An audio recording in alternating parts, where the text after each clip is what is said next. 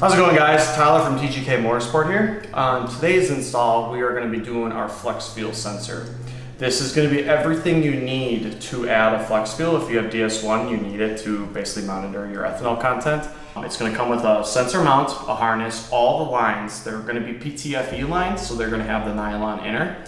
The harness is going to have the resistor automatically in it. The harness will have two output wires. One wire is for if you have like DS1. The second one is going to be if you want to add just like an ethanol content gauge. I have a P3 in my personal car, so I use it. That's what I use to monitor it. So let's get unboxing and I'll show you everything that it comes with. So you're gonna have your flex sensor. You're gonna have your mount for your flex sensor.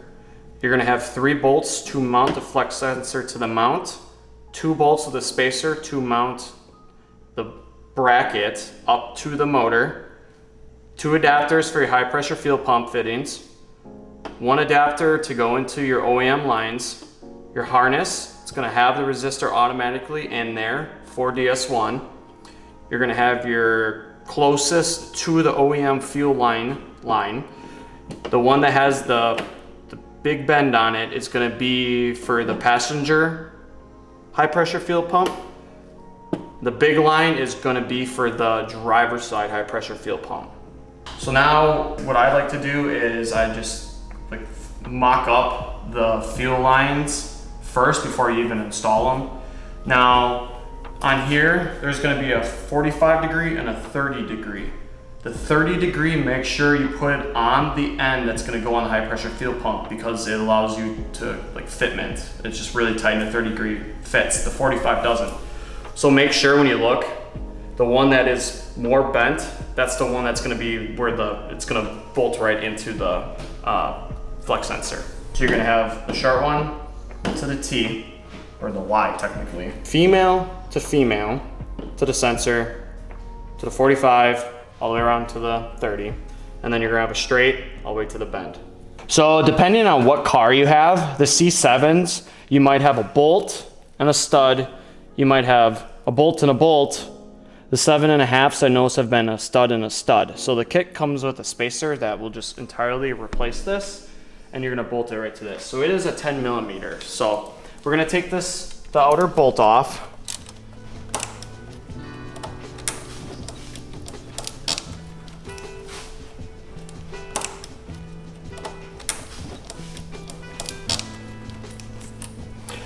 So now that that's removed on here, you're gonna have another 10 millimeter again to remove the stud itself.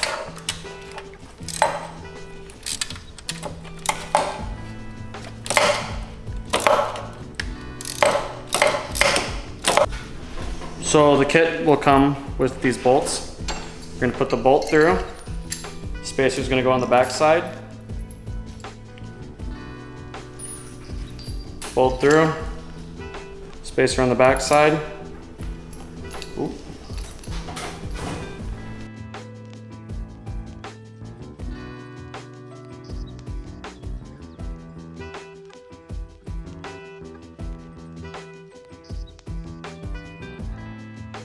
So I tightened everything up here. You're gonna want to use a 16. It's a 16 millimeter. I think the other one is a 16 as well. I just use an adjustable. Now with PTFE lines, do not twist the line when it's installed because it uses a crimp and the crimp will spin on itself and it will loosen the crimps like binding just because it's a circle. So when you're doing this, make sure that say right here I can't twist it, but I can twist the end. Only twist the end, don't twist the pipe. So when you're tightening these up, you're only gonna put them on the ends. Do not put them where the line goes into the fitting. There is a compression fitting in here that if you spin the line or you fight the line, you will loosen the grip that the hose, the compression fitting has on the hose, and it will leak. Do not touch the ends that are attached to the hose. These right here have a collar that allows them to free spin. I'll show you on here. That free spins, this does not. So if you need to rotate the hose, rotate the end. Don't rotate here, rotate here. So before you do any work on the fuel lines, you have to disconnect your battery just in case someone opens your door and you're not gonna get a face full of fuel everywhere. This will completely make sure that you have no fuel pump kick on. So it's just a 10 millimeter, just take off the negative terminals, that's what we're gonna do.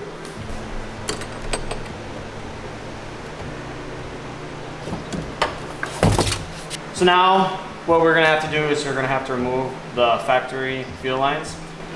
So we're gonna move this one and we're gonna remove this one.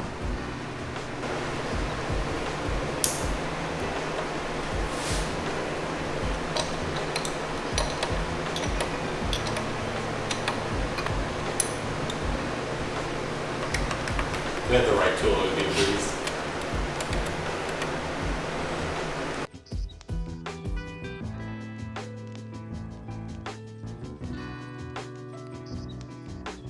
So on this side, you're gonna have this little plug. It is a 3/16 Allen wrench. There's two ways you can do it. You can either take off the high pressure fuel pump, which means you have to take off this high pressure line, and then you just take off of these triple squares and it just pops right out. You can just flip it over, do it under. Otherwise, you can take an Allen and you cut the end off to fit, just to fit this in there, just to get it in there and snug.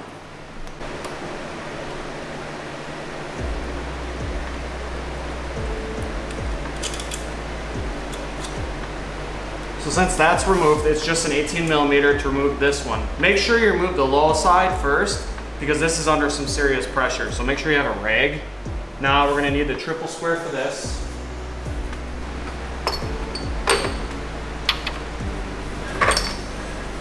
So it is an M10 triple square to remove these two bolts. So now it just comes out. Make sure don't get like any dirt or anything in here. Just put the plug in and get it started. Put it in there. Tighten it up so it doesn't leak. And you just put it back. Now there's a spring on here. So what I do is I get them started.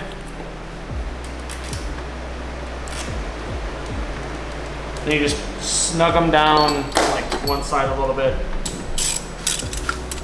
You might have to push a little bit on top.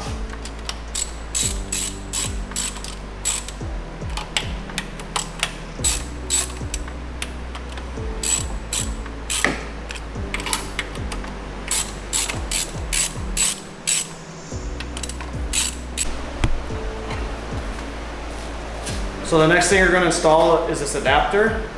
Make sure your crush washer is on the side that's going into high pressure fuel pump. It is a 17 millimeter. That is going to be going on the top fitting here that you removed.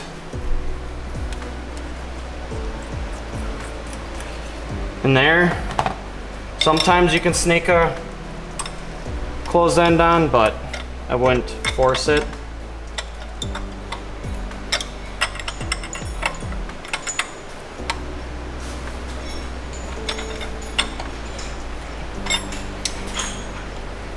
You go till it's pretty snug.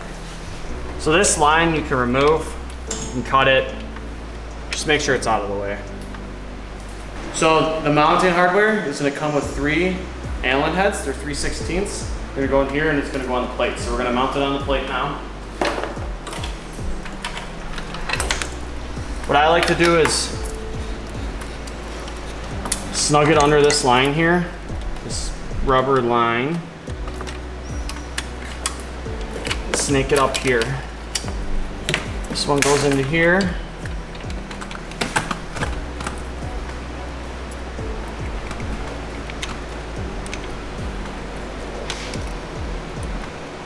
Need that Allen.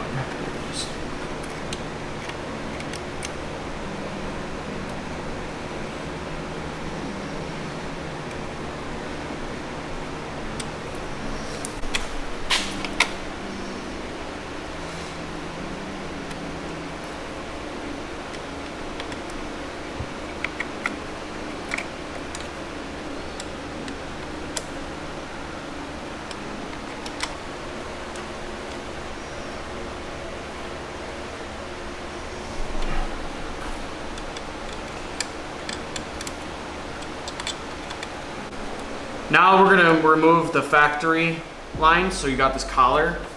What I found is best is to pull this off, push in, push the collar up, pull it all at once. You'll get a little bit of fuel. You can just tie this out of the way. Then we take our line, pull it through. So this I will remove later. What I found the best to work for this is you're gonna loop it like that. So you're gonna take this,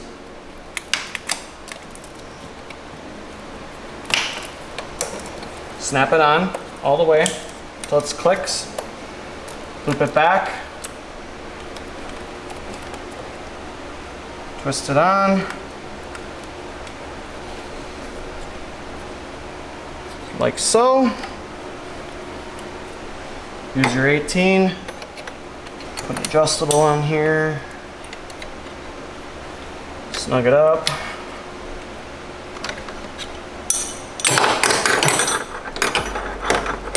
Then I take this, I reattach it. It's just gonna sit there. So now the beginning part of the flex is on.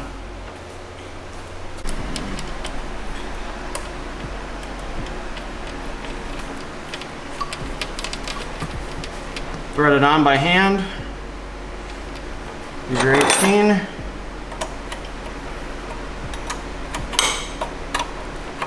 Snug it tight.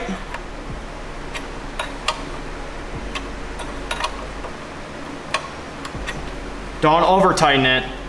So you just make sure everything with your lines are good. Now that the passenger side of the motor is done. So now we're going to come over here to drivers.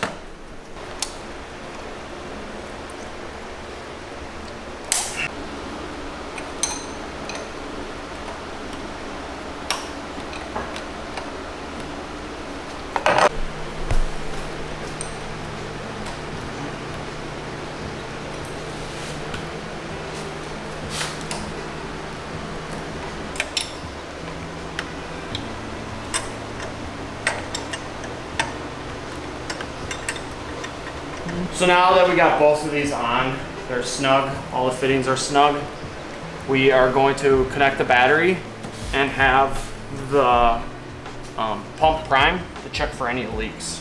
So all you gotta really do is just open the door. So we're gonna hook up the battery.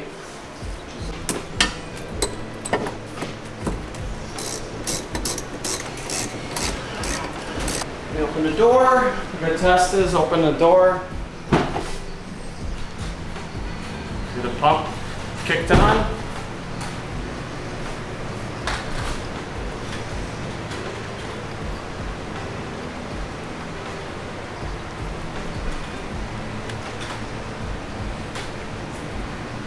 Feel any visible leaks? Okay, I'm going to start it now.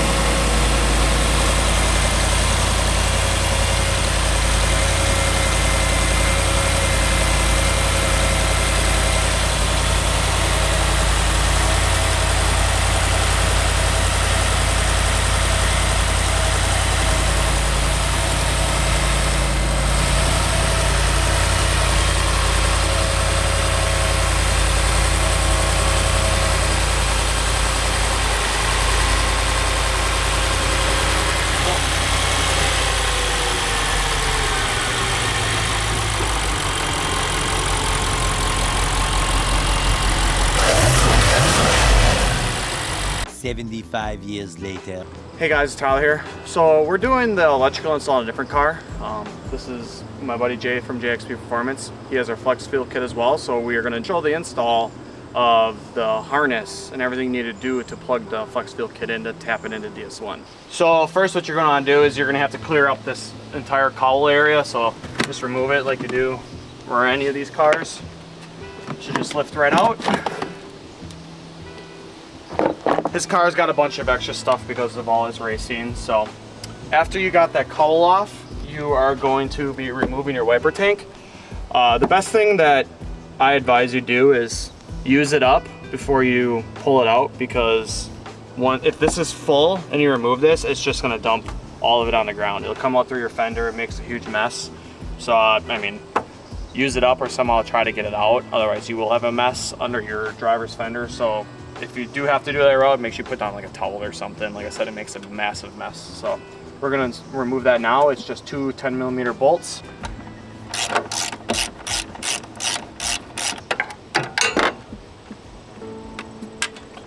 So now that that's removed, what you're going to do is you're going to want to remove your computer. Make sure your battery is disconnected.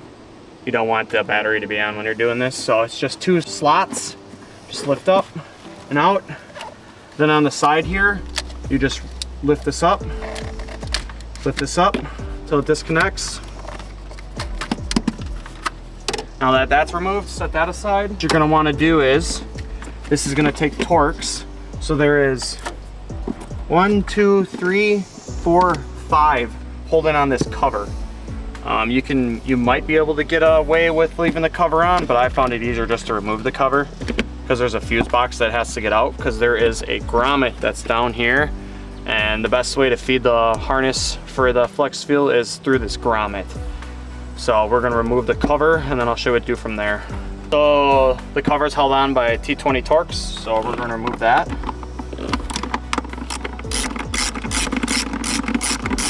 So now we got the thing off, you just remove the cover. So now that you got the cover off, you have to remove two bolts that hold the box into the car. They're going to be 10mm. There's one up top here, and then there's one directly below here. So you're going to want a 10mm with an extension. If you can fit your hand in there to grab it once it's removed. Otherwise, I would just use a magnet, the best way to get the nut out. So we're going to remove that now.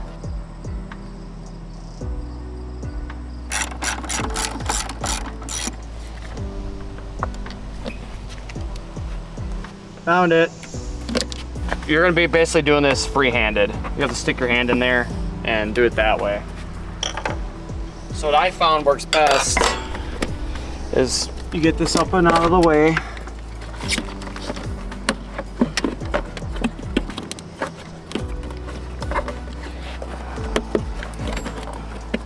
Is you take an extension, and on the bolt hole back there, you use the extension like so, and it holds it up out of the way. Your best bet is to get a pick and use a pick to get down in there. You just have to puncture a hole to feed the wires through. So we are going to be doing that now. Oh, we're going to remove the wiper. It's a 13mm. It helps remove like this piece so you can get your hand in there better. So it's just a 13mm. Now that we got the hole punctured in the grommet, we're going to feed the harness through. So we're going to plug the end in first and snake it all the way through there. What I'm going to do is tape the ends.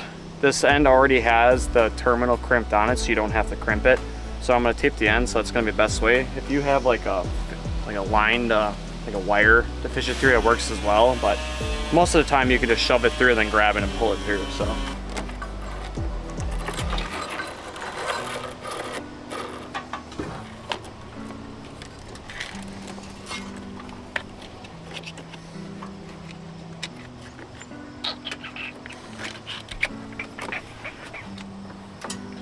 It's always easier to, with something solid, stick it through the grommet.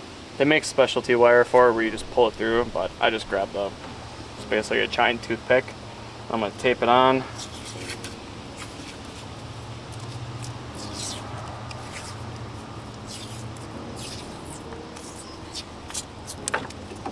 And then just stick this end through.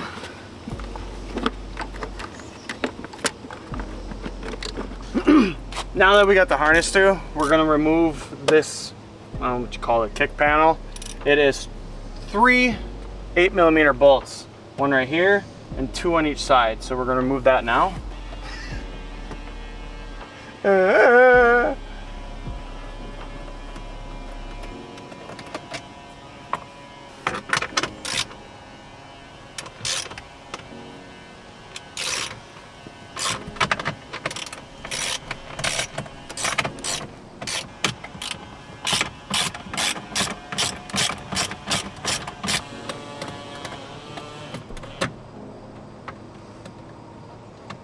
So now that you got those 3 bolts on, this panel, it'll scare you coming off, but it pulls like straight back like this. So you gotta kind of pull on it. I'm gonna go grab a trim tool. There we go. That's gonna fall down. I'm gonna disconnect that, pull it up. Disconnect that. There's 3 tabs right here. Disconnect that and pull it out. Remove this. If you can't get the harness fed through, what you can do is you're going to have to remove this, which we explained. Then you can just take something like this stick, stick it through, and then tape the harness to that, and you can just pull it.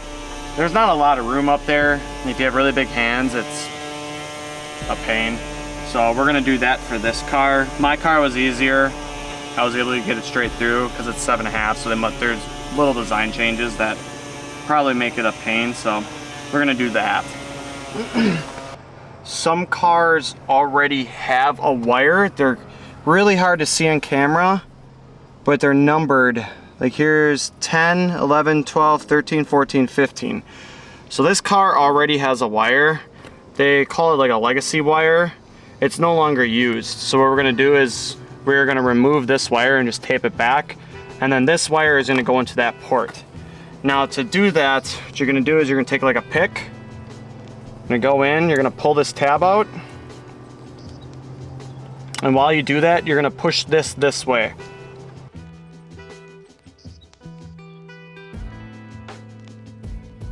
No, Try not to, go so fast. Try and just show how it slides sideways.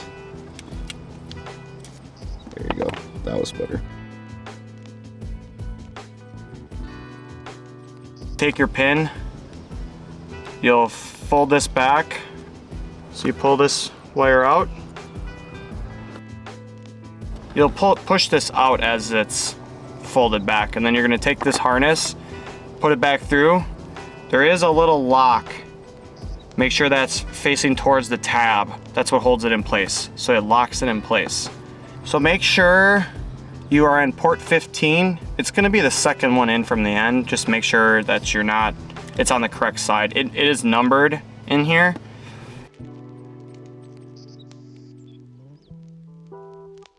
You'll take this, make sure it's the correct way, and then just voila. Now you got this part installed. Take some tape, tape this up and out of the way, and then you're done with this part of the install. You got the red wire. The kit's gonna come with an add a fuse. I do not put these on there just for the sole sake of feeding it through the grommet. It's easier when there's nothing on there. So what you gotta do is you're just gonna take this, you're gonna crimp it on.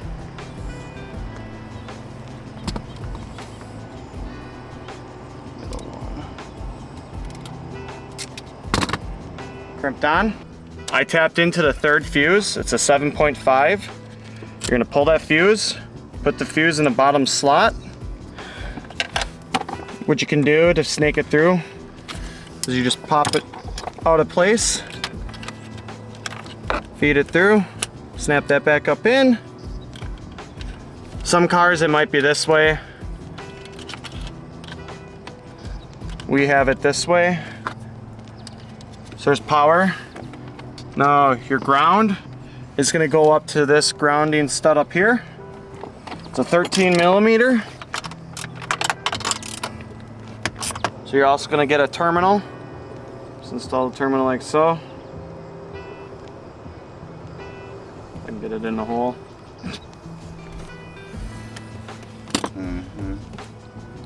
crimp it. Just crimped.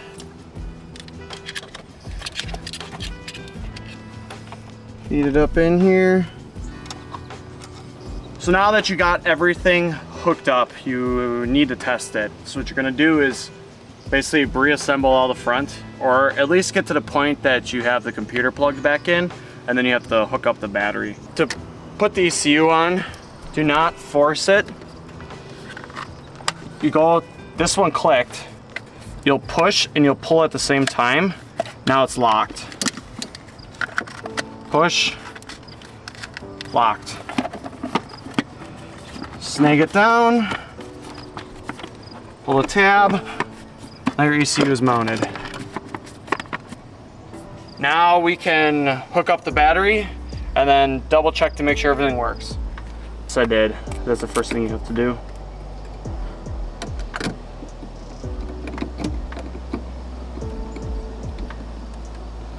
After you have your ECU plugged back in and you have a battery hooked up, what you're gonna wanna do is you're gonna wanna test to make sure that works. So what you have to do is plug your DS1 in. You can have all your cables hanging here. Make sure you have power for your car. Make sure you hook up to the Wi-Fi.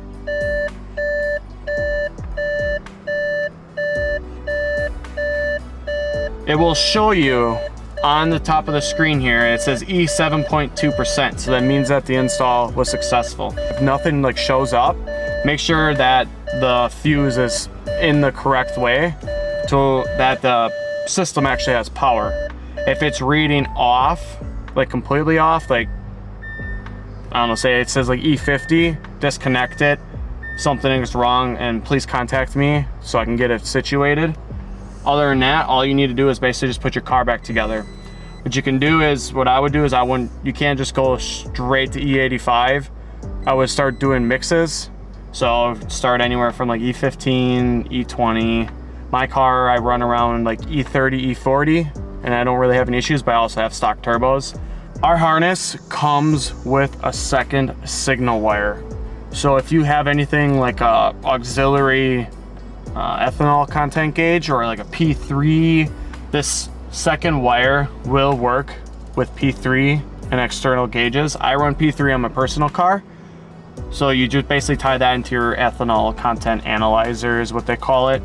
And you don't have to even, you can run it simultaneously with your DS1. You just have to get a splitter if you use P3. Otherwise you can just get like a little 12 volt ethanol gauge. So that does work. So you don't have to check your phone, try to use the boost gauge, all that other stuff. It's super simple, and I wanted to make sure that everyone had that option if they wanted to go that route. So I'm gonna demonstrate like the P3. My car has adaptive cruise control. So to check ethanol content, you can use the typical like DS1 going through your boost gauge, but it's by bars on this car. So the best way to do it is with the P3 gauge. So right now it is showing I have E33 on the car, and if you go into DS1, it will tell you the same. All right guys, that wraps up the install of our flex fuel kit. Just make sure that you check everything over. It is a fuel system. So the number one thing that you want to check is that the lines are not leaking. Just look over your work and make sure everything is okay. You can get our products at tgkmotorsport.com. You can follow our socials. We're on Facebook, Instagram, and I really do appreciate everyone supporting my company.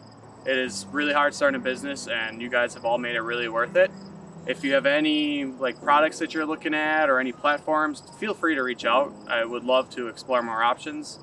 Thanks for watching and have a good day.